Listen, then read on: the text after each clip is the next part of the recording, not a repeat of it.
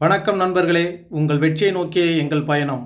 நாம் தொடர்ந்து பார்த்துக்கிட்டு இருக்கிற 122 லெசனில் இன்றைக்கி பார்க்க போகிறது 9வது லெசன். 9வது லெசனாக நம்ம என்ன பார்க்க போகிறோன்னா 7ஆம் வகுப்பு பாலிட்டியில் உள்ள மாநில அரசு. இது ரொம்பவே சின்ன லெசன் தான், பெருசாக விளக்கம் கொடுக்குற அளவுக்குலாம் இல்லை. இதில் ரொம்பவே சின்ன லெசன் தான், சீக்கிரம் பார்த்துடலாம் வாங்க. இப்போ தான் நம்ம சேனலுக்கு புதுசாக வந்திருக்கீங்கன்னா கீழே டெலிகிராம் லிங்க் இருக்கும், அதில் ஜாயின் பண்ணிக்கோங்க. ஃபஸ்ட்டு கொஸ்டின் பாருங்கள். இந்தியாவில் கட்டப்பட்ட முதல் கோட்டையான புனித சார்ஜ் கோட்டை யாரால் கட்டப்பட்டது அப்படின்னு கேட்டிருக்காங்க. ஆப்ஷன் பாருங்கள். டேனியர்கள், பிரெஞ்சுக்காரர்கள், ஆங்கிலேயர்கள், போர்த்துகீசியர்கள். இந்தியாவில் கட்டப்பட்ட முதல் கோட்டையான புனித சார்ஜ் கோட்டை யாரால் கட்டப்பட்டதுன்னா ஆப்ஷன் சி, ஆங்கிலேயர்களால் கட்டப்பட்டது. அடுத்து 2வது கொஸ்டின் பாருங்கள். அக்டோபர் 2025 நிலவரப்படி இந்தியாவில் எத்தனை மாநிலங்களும் எத்தனை யூனியன் பிரதேசங்களும் உள்ளன அப்படின்னு கேட்டிருக்காங்க. அதாவது தற்போது உள்ள நிலையை கேட்டிருக்காங்க. இதற்கான ஆன்சர் என்னென்னா ஆப்ஷன் ஏ, 28 மாநிலங்களும் 8 யூனியன் பிரதேசங்களும். அடுத்து 3வது கொஸ்டின் பாருங்கள். கூட்டாட்சி முறைக்கான சரியான பொருள் எது அப்படின்னு கேட்டிருக்காங்க. கூட்டாட்சி முறை என்பதற்கான சரியான பொருள் எதுனா ஆப்ஷன் டி, மத்திய அரசு மாநில அரசுகளுக்கு இடையே அதிகாரம் பகிர்ந்தளிக்கப்படுதல்.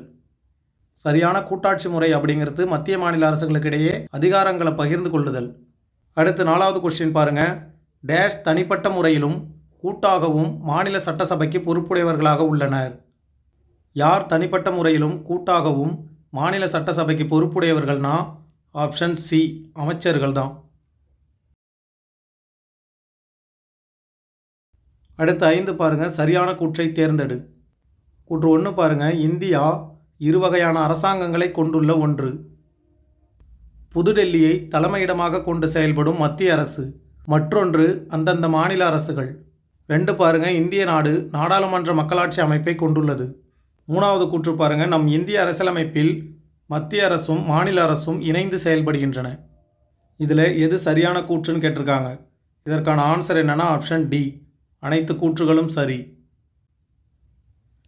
அடுத்து 6 பாருங்கள். மாநில சட்டமன்றத்தின் ஒருங்கிணைந்த பகுதியாக செயல்படுபவர் யார்? யார்னா ஆப்ஷன் பி, ஆளுநர். அடுத்து பாருங்கள். 7வது கொஸ்டின். தவறான கூற்றை தேர்ந்தெடு அப்படின்னு கொடுத்துருக்காங்க. கூற்று 1 பாருங்கள். ஆளுநருக்கான குறைந்தபட்ச வயது 30 வயது அப்படின்னு கொடுத்துருக்காங்க. அடுத்து முதலமைச்சருக்கான குறைந்தபட்ச வயது 25 வயது அப்படின்னு கொடுத்துருக்காங்க. சட்டமன்ற உறுப்பினருக்கான குறைந்தபட்ச வயது 25. அடுத்து 4 பாருங்கள். சட்டமேலவை உறுப்பினருக்கான குறைந்தபட்ச வயது 25. இதில் தவறான கூற்றை தேர்ந்தெடுக்க சொல்லியிருக்காங்க. இதில் நமக்கு எது தவறுனா ஆப்ஷன் பி தான், 1 மற்றும் 4 தவறு. ஏன்னா ஆளுநருக்கான குறைந்தபட்ச வயது 30 கிடையாது, 35. அதனால் 1 தவறு. 4ல் என்ன தவறுனா சட்டமேலவை உறுப்பினருக்கான குறைந்தபட்ச வயது 25ன்னு கொடுத்துருக்குறாங்க. இது தவறு, 30 வயது. சட்டமன்ற கீழவை அப்படின்னு வந்தால் தான் 25, மேலவைக்கு 30 வயது. அடுத்து 8வது கொஸ்டின் பாருங்கள். மாநில நிர்வாகத்துறையின் தலைவராக செயல்படுபவர் யார் அப்படின்னு கேட்டிருக்காங்க. யார்னா ஆப்ஷன் ஏ, ஆளுநர். அடுத்து 9வது கொஸ்டின் பாருங்கள். சட்டமன்றத்திற்கு தேர்ந்தெடுக்கப்பட்ட உறுப்பினர் ஆளுங்கட்சியை சாராதவராக இருப்பின் டேஷ் என்று அழைக்கப்படுகிறார். ஆளுங்கட்சியை சாராத உறுப்பினர் யார்னா ஆப்ஷன் பி, எதிர்க்கட்சியினர். அடுத்து 10வது கொஸ்டின் பாருங்கள். மாநில அரசின் உச்சபட்ச நீதி அமைப்பாக கருதப்படுவது எது அப்படின்னு கேட்டிருக்காங்க. மாநில அரசுக்கு உயர்நீதிமன்றம், ஆப்ஷன் சி. மத்திய அரசுக்கு தான் உச்ச நீதிமன்றம். அடுத்து 11 பாருங்கள். சரியான கூற்றை தேர்ந்தெடு. கூற்று தமிழ்நாட்டில் ஈரவை சட்டமன்றம் செயல்படுகிறது. அடுத்து பாருங்கள். கீழவை மற்றும் மேலவை ஆகிய சட்டமன்றங்களை கொண்டிருப்பது ஓரவை சட்டமன்றம் எனப்படுகிறது. இதில் சரியான கூற்றை தேர்ந்தெடுக்க சொல்லியிருக்கிறாங்க. இதற்கான ஆன்சர் என்னென்னா ஆப்ஷன் டி, 2 கூற்றும் தவறு. கூற்று 1ல் என்ன தவறுனா தமிழ்நாட்டில் ஈரவை சட்டமன்றம் செயல்பாட்டில் இல்லை, ஓரவை சட்டமன்றம் தான். அதே மாதிரி 2வது கூற்றில் என்ன தவறுனா கீழவை மற்றும் மேலவை ஆகிய சட்டமன்றங்களை கொண்டிருப்பது ஓரவை சட்டமன்றம் கிடையாது, ஈரவை சட்டமன்றம். சில மாநிலங்களில் இன்னமும் ஈரவை சட்டமன்றம் செயல்பாட்டில் தான் இருக்குது, ஆனால் தமிழ்நாட்டில் கிடையாது. ஆரம்பத்தில் ஈரவை சட்டமன்றமாக தான் தமிழ்நாடு இருந்தது. இப்போது கீழவை மட்டும்தான் இருக்குது. மேலவை எப்போ நீக்கப்பட்டதுன்னா 1986 நீக்கப்பட்டிருக்கும். தமிழ்நாட்டில் மேலவை நீக்கப்பட்ட ஆண்டு எது அப்படின்னு கேட்டாலும் இந்த ஆண்டு தான். இது நாடாளுமன்றத்தில் நிறைவேற்றப்பட்டு நவம்பர் 1ஆம் தேதி அமலுக்கு வந்திருக்கும்.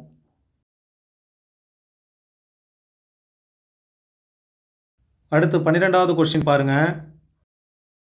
கீழ்காணும் வாக்கியங்களில் தவறானது எது அப்படின்னு கேட்டிருக்காங்க. ஆப்ஷன் ஏ பாருங்க, ஆளுநராக இந்திய குடிமகனாக இருத்தல் வேண்டும். ஆப்ஷன் ஏ சரி. 25 வயது நிரம்பியவராக இருத்தல் வேண்டும் அப்படின்னு கொடுத்துருக்காங்க. இதுதான் தவறு. ஆளுநராக ஆவதற்கு 35 வயது நிரம்பியிருக்க வேண்டும். அடுத்து சி பாருங்க, நல்ல மனநலமுடையவராக இருத்தல் வேண்டும். இதுவும் சரி. லாபம் தரும் எந்த பதவியிலும் இருத்தல் கூடாது. இதுவும் சரி. நமக்கான ஆன்சர் என்னன்னா ஆப்ஷன் பி. அடுத்து 13வது கொஸ்டின் பாருங்க, மாநில அரசின் 3 முக்கிய நிர்வாக பிரிவுகள் எவை? மாநில அரசோட 3 முக்கிய நிர்வாக பிரிவுகள் எதுனா ஆப்ஷன் டி, சட்டமன்றம், நிர்வாகத்துறை, நீதித்துறை. அடுத்து 14வது கொஸ்டின் பாருங்க, முதலமைச்சர் என்பவர் டேஷ் அப்படின்னு கொடுத்துருக்காங்க. முதலமைச்சர் என்பவர் பெரும்பான்மை கட்சியின் தலைவர். Option A.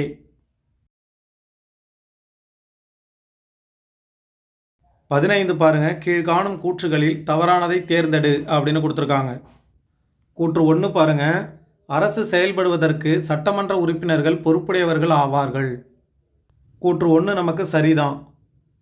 அடுத்து 2 பாருங்க, ஆளுங்கட்சி சட்டமன்ற உறுப்பினர்களை சாராத அனைத்து அரசியல் கட்சியை சார்ந்த சட்டமன்ற உறுப்பினர்கள் எதிர்கட்சி உறுப்பினர்கள் என்று அழைக்கப்படுவர். கூற்று 2 நமக்கு சரியாக தான் இருக்குது. அடுத்து 3வது கூற்று பாருங்க, சட்டமன்ற உறுப்பினர்கள் மக்களுடைய பிரதிநிதிகள் அல்ல அப்படின்னு கொடுத்துருக்காங்க. கூற்று 3 தான் தவறு.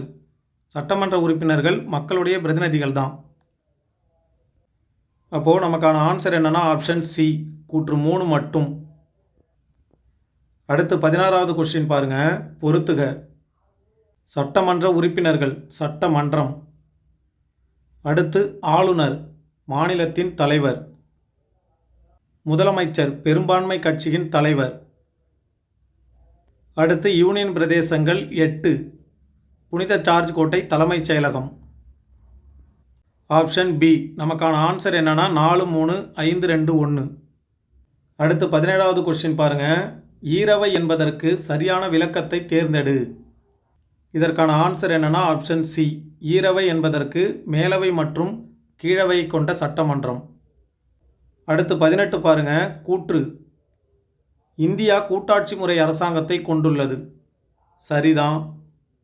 காரணம் பாருங்க, இந்திய அரசியலமைப்பின் அதிகாரம் மத்திய மற்றும் மாநில அரசுகளுக்கிடையே பகிர்ந்தளிக்கப்படுகிறது. இதுவும் சரிதான். ஆப்ஷன் ஏ, கூற்று சரி, கூற்றிற்கான விளக்கமும் சரியானது. அடுத்து 19வது கொஸ்டின் பாருங்க, மாநிலத்தில் உள்ள அரசு பல்கலைக்கழக வேந்தராக செயல்படுபவர் யார் அப்படின்னு கேட்டிருக்காங்க. யார்னா அதுவும் நம்ம ஆளுநர் தான். அடுத்து 20வது கொஸ்டின் பாருங்க, தவறானதை தேர்ந்தெடு. 1 பாருங்க, மாநில அரசாங்கத்தின் அனைத்து நிர்வாகத்துறை நடவடிக்கைகளும் ஆளுநரின் பெயரால் நடைபெறுகின்றன.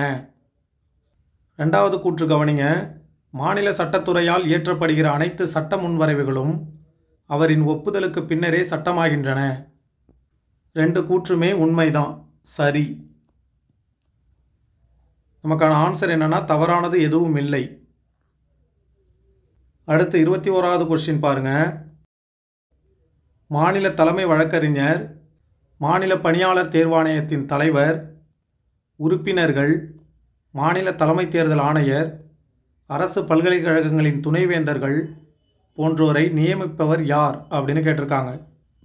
இவங்களை எல்லாரையும் நியமிப்பவர் யார்னா ஆப்ஷன் ஏ, ஆளுநர் அவர்கள் தான். அடுத்து 22வது கொஸ்டின் பாருங்க, கீழ்கண்ட கூற்றுகளை கவனி.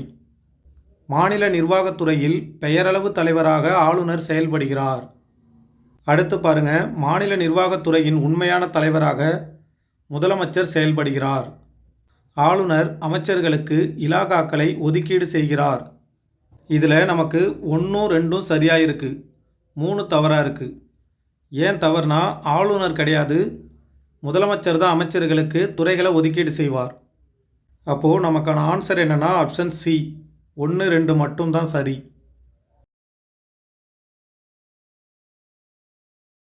அடுத்து 23வது கொஸ்டின் பாருங்க, சரியான கூற்றை மட்டும் தேர்வு செய் அப்படின்னு கொடுத்துருக்காங்க. கூற்று 1 பாருங்க, உயர்நீதிமன்றத்தில் உள்ள நீதிபதிகளின் எண்ணிக்கை எல்லா மாநிலங்களிலும் ஒரே மாதிரியாக இருக்கும். 2 பாருங்க, ஆளுநரால் தலைமை நீதிபதி நியமிக்கப்படுகிறார். அடுத்து, தலைமை நீதிபதி 60 வயது ஆகும் வரை அந்த பதவியில் இருப்பார்.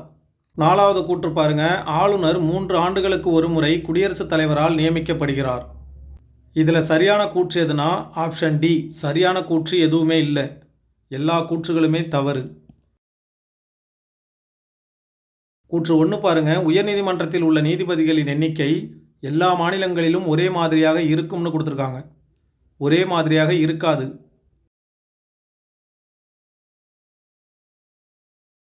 அதே மாதிரி பாருங்க, ஆளுநரால் தலைமை நீதிபதி நியமிக்கப்படுகிறார். ஆளுநரால் கிடையாது, குடியரசுத் தலைவரால். 3வது கூற்று பாருங்க, தலைமை நீதிபதி 60 வயது ஆகும் வரை அந்த பதவியில் இருப்பார் அப்படின்னு கொடுத்துருக்காங்க. 60 வயது கிடையாது, 62 வயது ஆகும் வரை அந்த பதவியில் இருப்பார். அடுத்து பாருங்க, ஆளுநர் 3 ஆண்டுகளுக்கு ஒரு முறை குடியரசுத் தலைவரால் நியமிக்கப்படுகிறார் அப்படின்னு கொடுத்துருக்காங்க. இதுவும் தவறு. 5 ஆண்டுகளுக்கு ஒரு முறை.